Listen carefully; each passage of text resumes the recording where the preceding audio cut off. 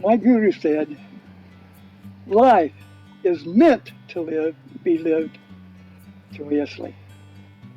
To be lived joyously. But look all around us. All kinds of bad things are happening around us all the time. At least we call them bad. I'm not sure they're bad. Matter of fact, the bad and the good are just points of view. Just points of view. It's not true in some kind of permanent sense. It's true only to our experience at the moment. But our experience changes all the time. And so all of this bad, all of this horrible stuff going around the world, it's really horrible now. We've got all these problems in society. People getting killed needlessly, painfully, horribly. People are dying because of the pandemic that's going on. All of that's happening.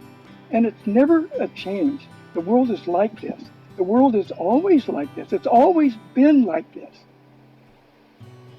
And then my guru says, life is meant to be lived joyously. What could he mean in the face of all this horrible stuff going on? But isn't it always that way? There's one war after the other, another war, another war. And yet he says, life is meant to be lived joyously. So am I doing that? I don't think so all the time. Matter of fact, I know so not all the time. So how do we change to that? Well, we have to have more understanding. We have to have a method that we can follow, that suits our heart. And we must actually do the work of it. We must go on the path that we set out for ourselves. We all are free, totally free, truly free to make choices. The choices we make all the difference. If I and my wife make a choice of arguing or complaining or whatever like that, then that doesn't give harmony, it doesn't give pleasantness, it doesn't give joy. Life is meant to be lived joyfully. But it's up to me. The guru can tell me what's best to do. But if I don't follow through and do it, it's not going to happen. Nobody, not God or anybody, can fix this problem I have of not being able to find joyous living. It depends on my decisions. I have to decide. And when I decide, I must decide using discrimination so I can decide which is the way to go. If I don't discriminate, then I can go off in any old unplanned thing. And I'm pretty sure after my 77 plus years of life, that just anywhere is going to do it. I've done that over and over and over again. So, I must discriminate between what will possibly bring me there. If I'm wrong, no problem. I've found another thing that doesn't work. So how are we going to decide? We got to understand one thing, that this life is a life of opposites. It's a dualism. You know, you've got hot and cold, you've got good and bad, you've got nice and not nice, all of these choices. So in a way, I think the way we choose is to say, all right, well, let's look at this more. Good, anything that we call good, don't you see there's some badness in that too? That because the good thing might end. That's not good.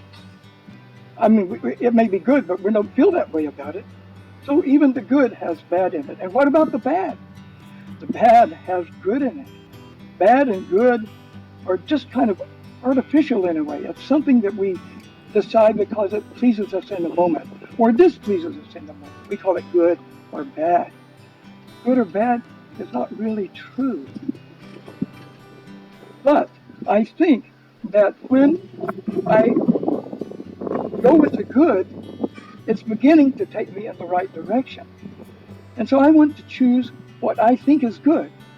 But it's an experiment. It's an experiment. I experiment with that. I say, oh, let's go in this direction.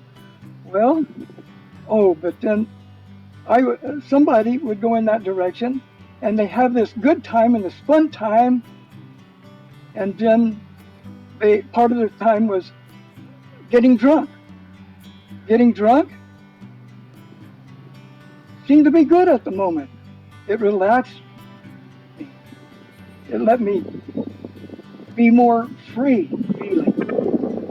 But then if I were to keep doing that, by the way, I've never drunk in my life, but anyway, I can imagine what happens because I've seen other people do it. I spent 4 years in the Air Force, and the Air Force band playing there, and I saw plenty of examples of drugs, all of those things.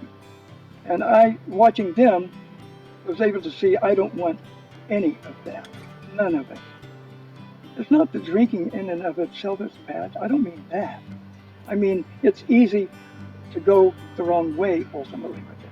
And I know because there's AA close to my store in Gilroy, and people are coming asking where it is all the time, and I tell them where it is, and they go.